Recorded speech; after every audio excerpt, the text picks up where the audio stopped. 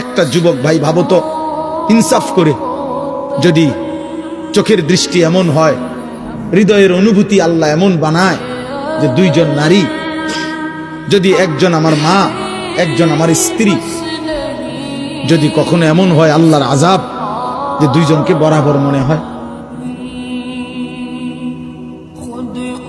দুইজনকেই মা মনে হয় অথবা দুইজনকে স্ত্রী মনে হয়, তখন কি হবে? তখন কি হবে?